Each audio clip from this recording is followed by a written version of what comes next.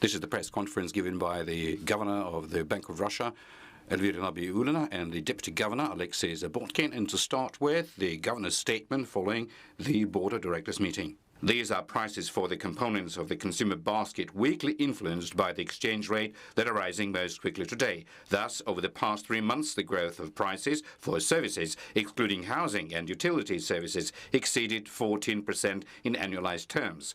The accelerated rise in prices for services is considered as an indicator of persistent inflationary pressure in the economy because these prices tend to respond to the exchange rate and various one-off factors less significantly. When the economy is overheated, that is, it lacks sufficient production and labor resources, the manufacture of each new item would involve increasingly more difficulties and continuously rising costs.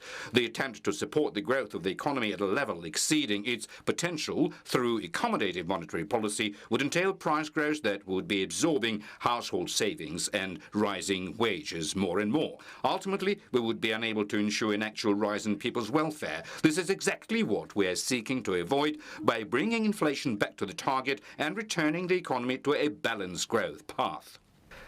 The inflow of funds in the deposit market has been expanding, driven by high interest rates.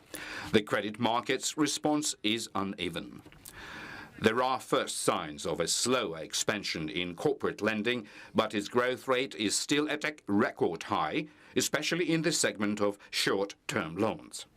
Some companies have been raising such loans to finance their current operations, expecting budget payments that are normally made at the end of the year for the most part. Could you please tell us why, against such high rates, people continue to take loans? What are the kind of fears that feed the inflation expectations amongst the households? My second question is, can the high key rate bring about a recession in 2024, and whether central bank will reduce the rate if it sees such a threat? We don't expect recessions next year. You know, our forecast, although we're going to update it further in February, anticipates growth from 0.5% to 1.5%. So it is important to make timely decisions